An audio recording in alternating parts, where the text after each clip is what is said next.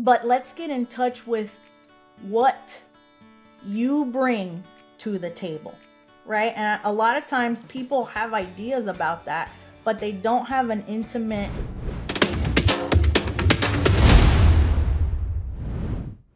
Welcome to Finding Your Spark again. I am so glad you're here with us. Today, we're going to do something a little different because intense work dissatisfaction affects every aspect of your life: your mood, your sleep, your quality time with loved ones, and your energy level, even your health. Joining us today is Grisel Scarantino, a career advancement and work life fulfillment coach from sunny Tampa, Florida.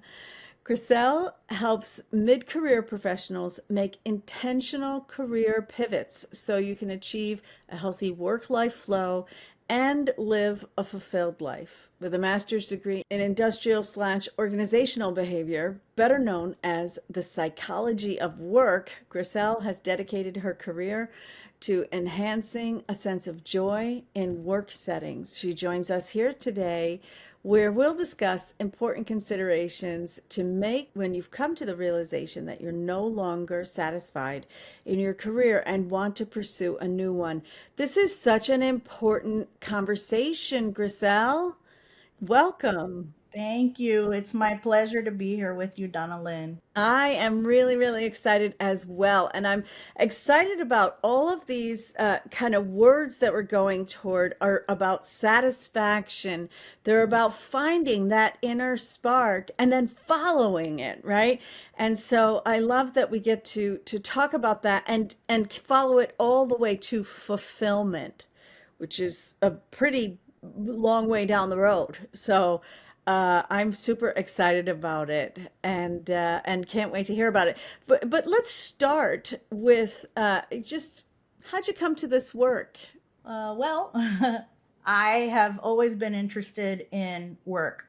My first job was when I was very young. I was 14.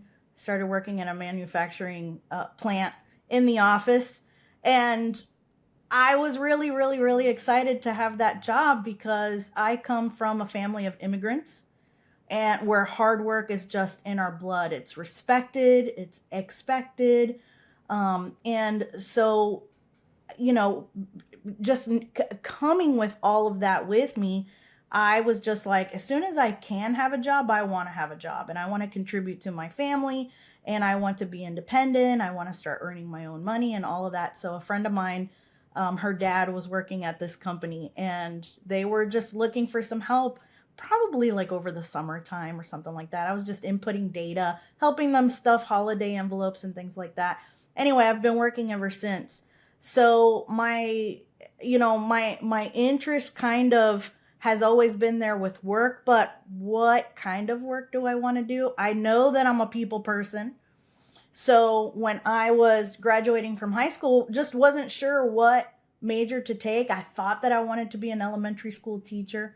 So I started in college with elementary education, but ended up taking a lot of electives in psychology. And I found that, psychology was my space. So I switched my major to psych, thought I wanted to be a child psychologist. Then I thought I wanted to be a counselor, did all that kind of work. But when I found the psychology of work, when I found, how to look at the behaviors and the environments that happen in a work setting, that's when the skies opened up for me. And I knew that that was my place to be. So, anyway, I ended up getting a master's in industrial organizational psych.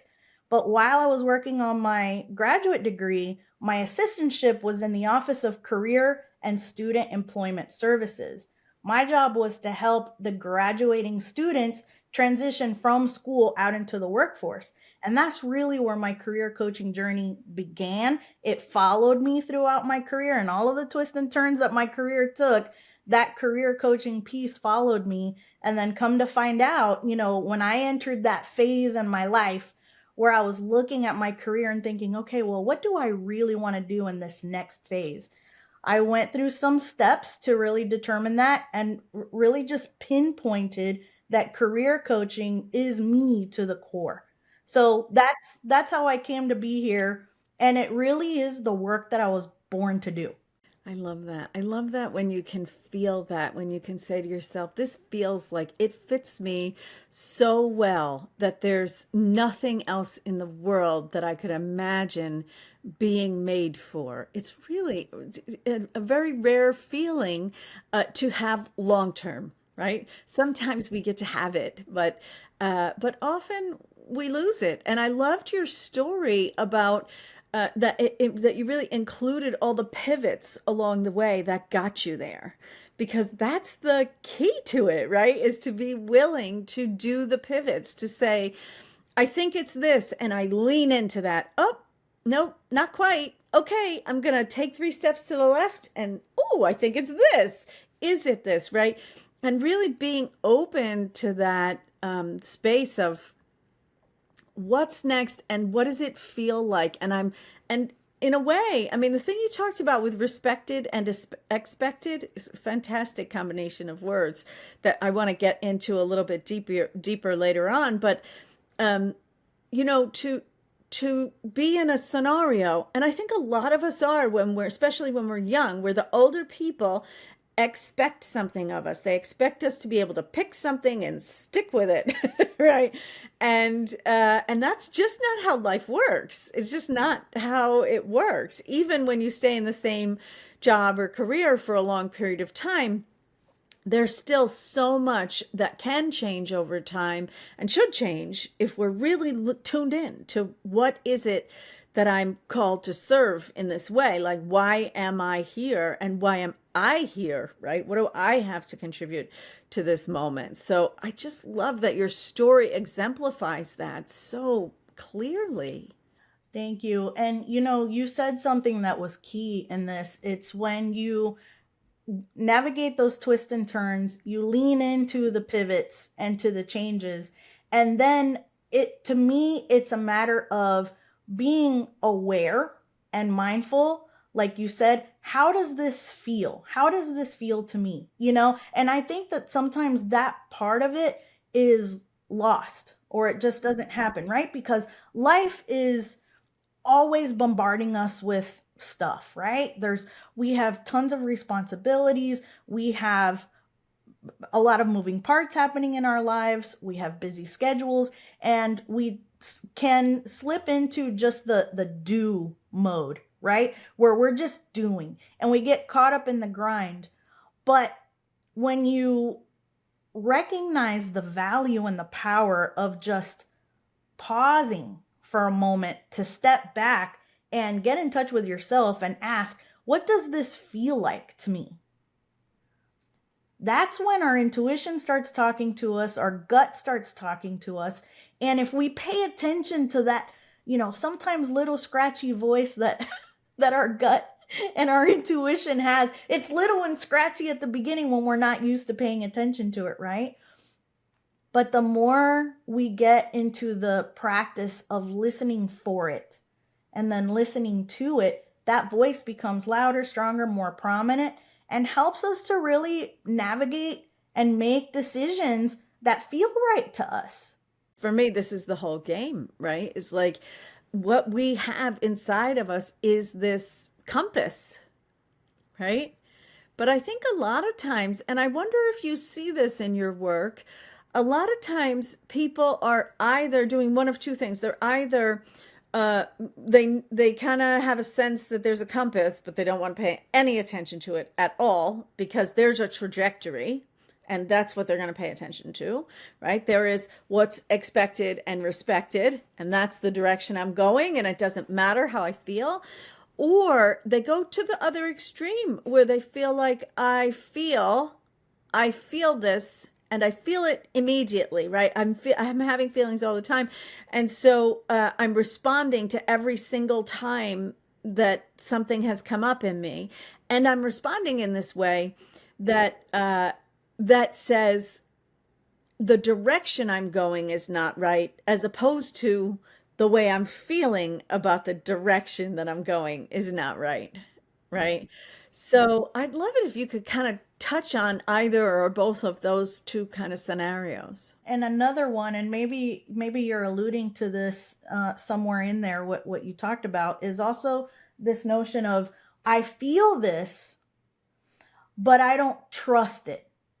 But right, like I can't exactly put my finger on what it is that I'm feeling because it's out of alignment with what is expected or what, my long-term logical plan is for, for lack of a better word, we'll just call it a logical plan, something that you thought, some image of yourself or your life that you created who knows when, and that's the thing that you're striving for. But as you're moving down that line, it just doesn't feel right, and you don't trust that feeling, so therefore you don't pay attention to it, you stuff it down, and you keep moving forward without taking into account what is that feeling trying to tell you. I've seen and heard in my conversations with people a common thread that they just don't trust their feeling, they don't trust their gut, they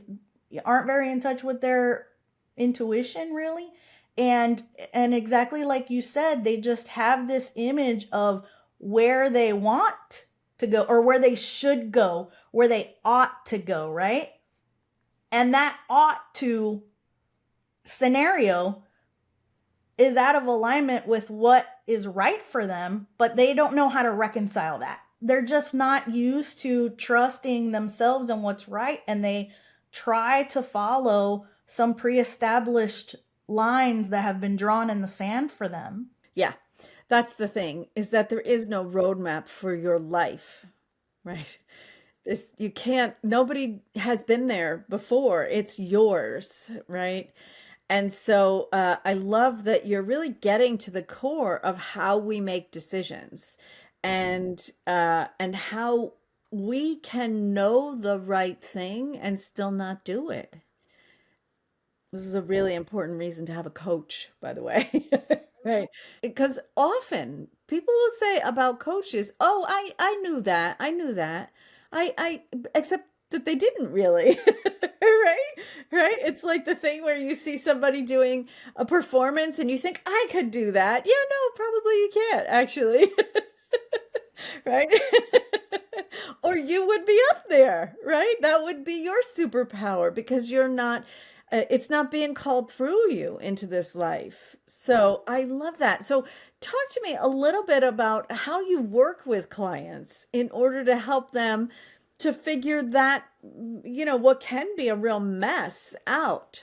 Thank you for that question. Yeah, so my approach is one that is strategic, holistic, and intuitive, right? Like I've been doing this work for close to 20 years now. In addition to being a career coach, I'm a certified organization development consultant.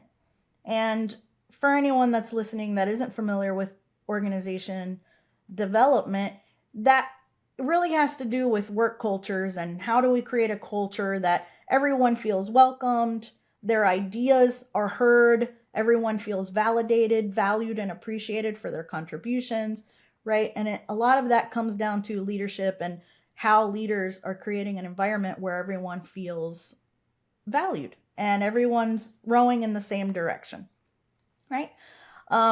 So from my experience, I have this giant toolkit of evidence-based practices at my disposal, right?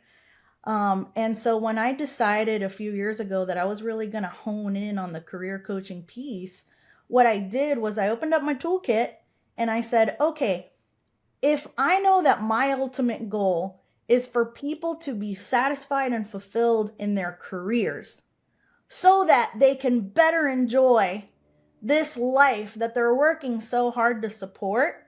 And there's the holistic piece, right? It's not just about your career. It's how does your career fit into the whole grand scheme of your life so that you are satisfied and fulfilled in your life and making the most of this precious time that we have here, right? And your career is one of the levers that helps make that happen, right? And that's the lever that I help people pull on. So how do I do it? I have curated from my toolkit these evidence-based practices that I've put together into a framework that walks people through step by step using these different evidence-based tools to help them determine what is the kind of work where I can really provide the most value in a way that matters to me. That's ultimately what I help people find. But when we start at the beginning, like, how do we do that? It starts first with you. Let's look first at what it is that you want for your life. What do you want your life to look like? Let's get crystal clear about that.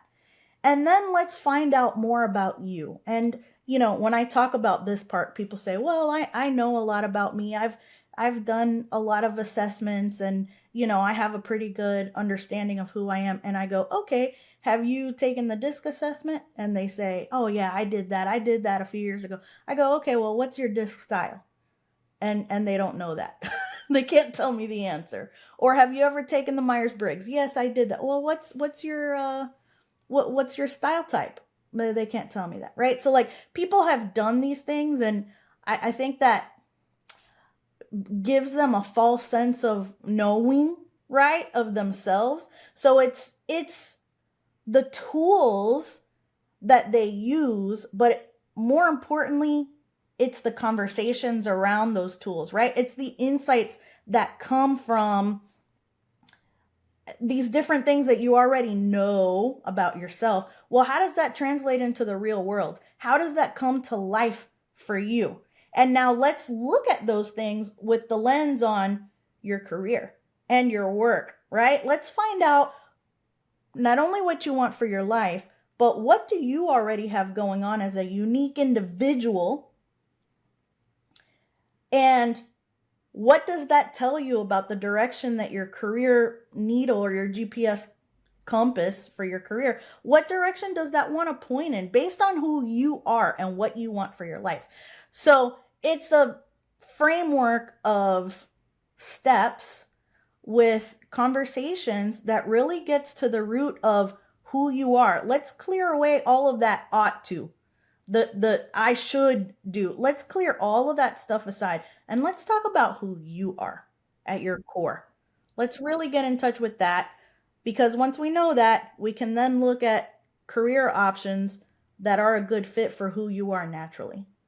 Because what we want is to be energized in our work so that when we're finished working and we come home, we can make the most of our personal time. We can enjoy our relationships, right? We can do the things that help us to fill our cup, the things that we need to do to take care of ourselves so that we can enjoy the life that we have, right?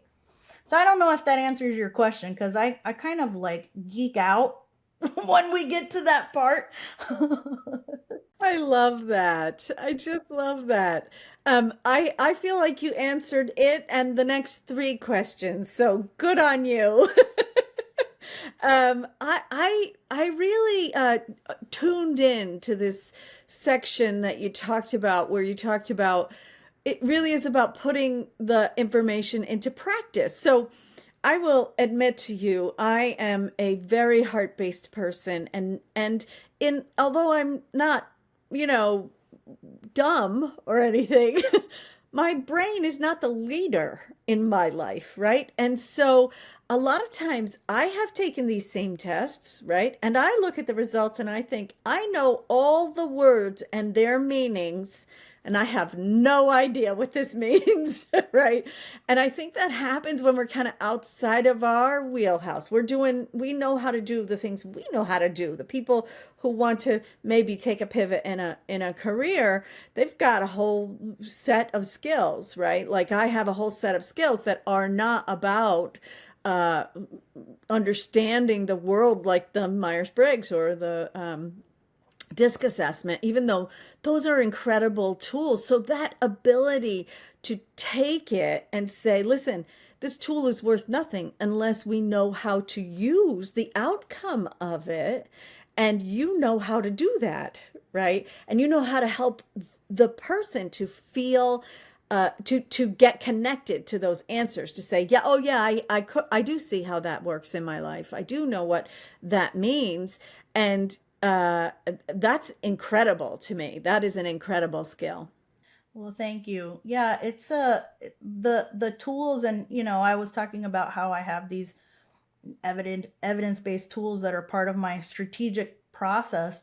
That's kind of the foundation, but exactly like you said, those things are pointless. They're useless to us unless we can talk about them and gain valuable insights about how these things translate into the real world, into our lives, into our careers, and ultimately for the outcome that we want to achieve, which is to be satisfied and fulfilled, right? How do we translate these words into something, a picture of what this could look like for you, and not because your grandparents think that this is what you should be doing, or anyone else, what feels right in your bones.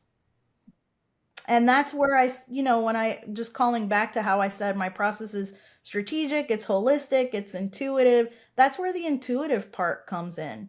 It's those conversations that we have, that are insightful, that those light bulbs go off in people's heads and they say, oh, yeah, you know what? I guess I've always known that, but I never really realized that about myself.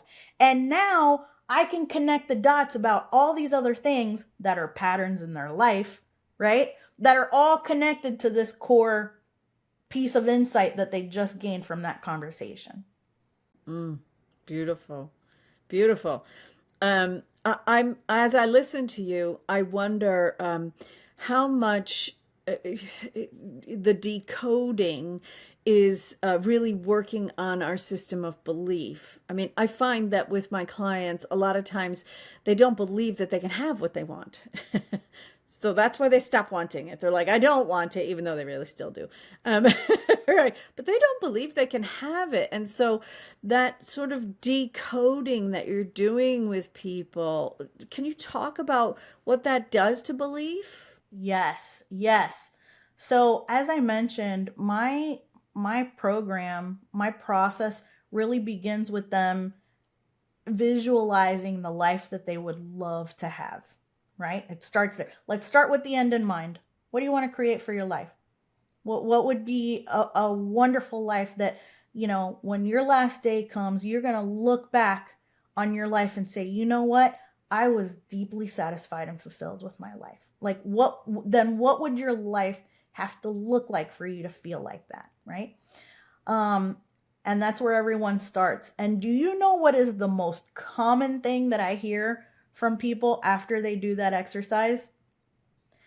They are surprised at how what they envisioned is not that far out of their reach. It's not that very different from what they have going on right now.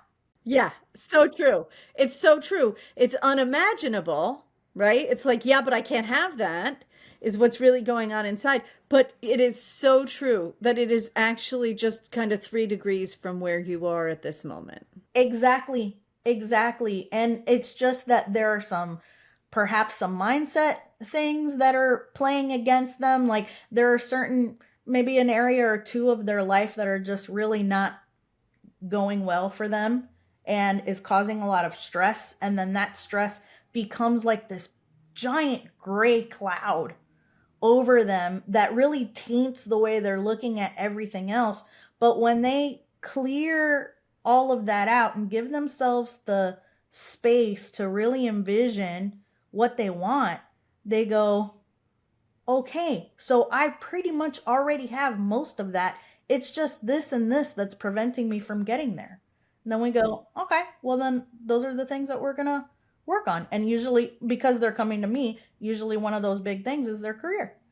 And their career then is impacting the other areas that are not going well, like their relationships or their health, usually, or their sleep.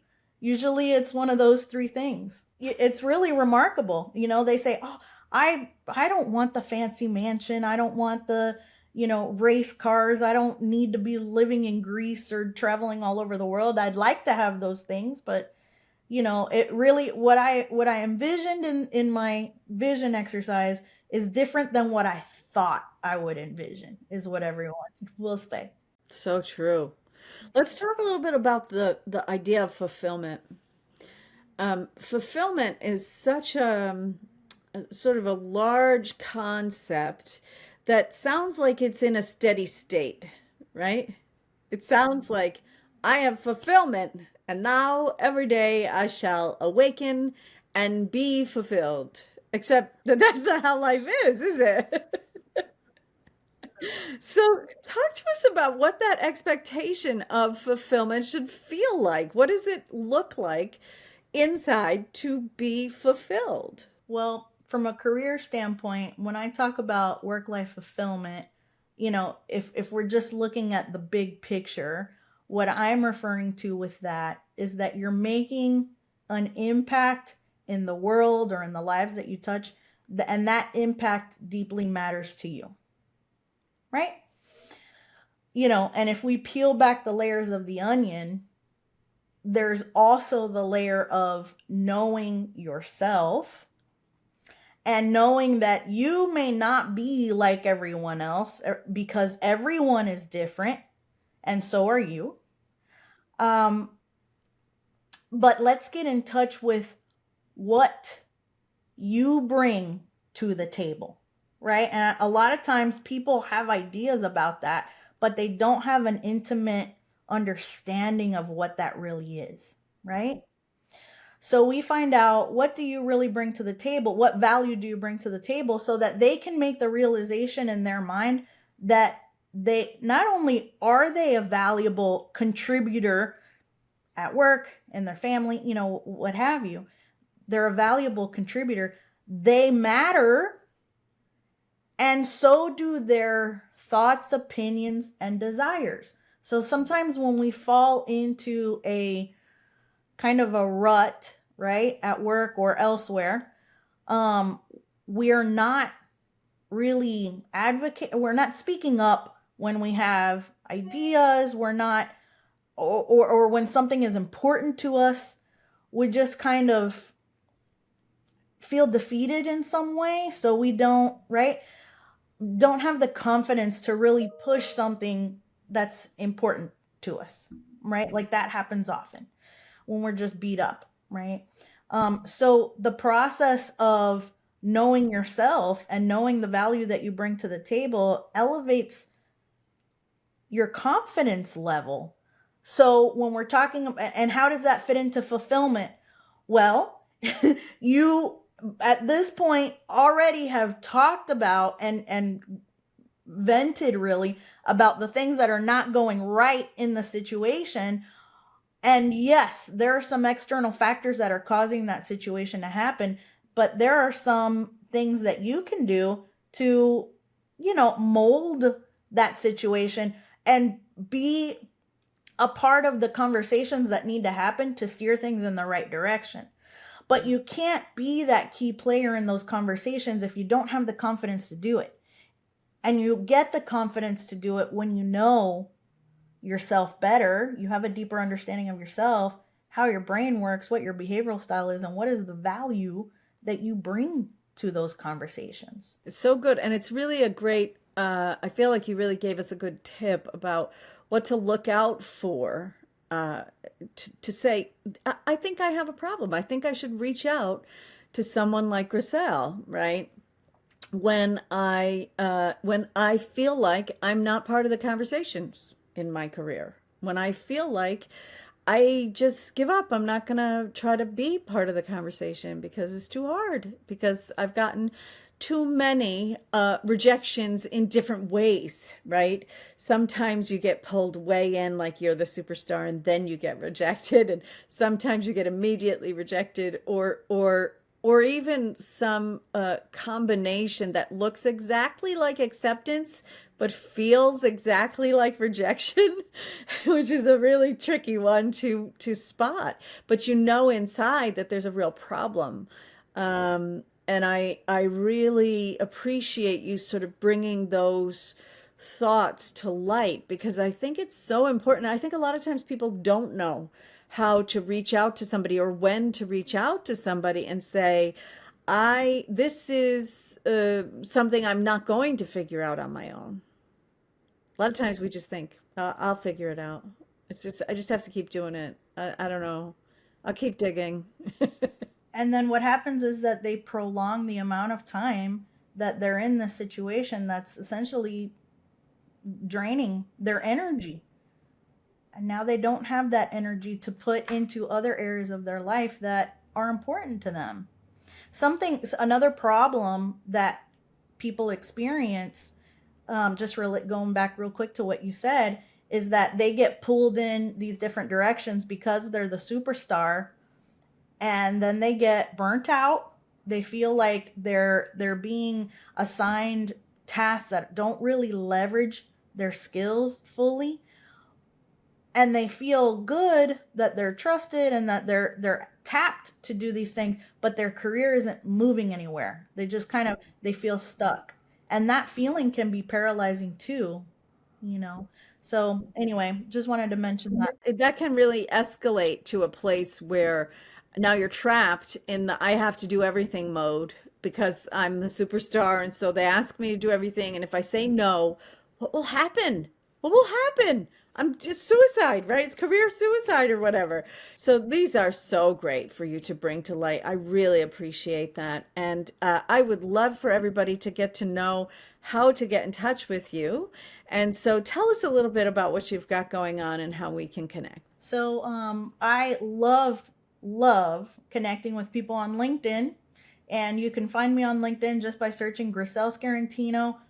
ODPC is how you can find me on LinkedIn. You can also visit my website. It's www.griselscarantino.com. You can read more about my service there. You can read more about my backstory. Schedule a complimentary call. I do offer complimentary calls for people that just really are experiencing these kind of problems in their life. They don't know how to talk about it. They don't have someone to discuss these things with, and they might be toying with the idea of getting some support to change their career situation for the better. I offer complimentary calls for that. And I offer different modalities to support professionals. So it really just starts with that complimentary call. We can have a conversation about the challenges that you're experiencing, the things that you would like to see happening for your career and for your life. And if it makes sense to, then we can talk about how I could support you. But whether you do end up getting my support or not, after that call, you do walk away with some valuable insights and some strategies that you can start applying in your life today to, start moving the needle in the right direction for yourself. That's awesome. Thank you so much. Of course, we have that linked on all the platforms. So if you at this moment are going, wait, how do you spell Scarantino? Don't worry. Just go to the platform you're on, find the show notes, and you will find all the links that you need. I want to thank everybody for being here this week. And I want to also remind you that you can go to my website, donnalynn.blog, and take the joy quiz that is there. You can get a free ebook on becoming unbreakable, and of course connect directly with me. So thank you so much, and we'll see you next week.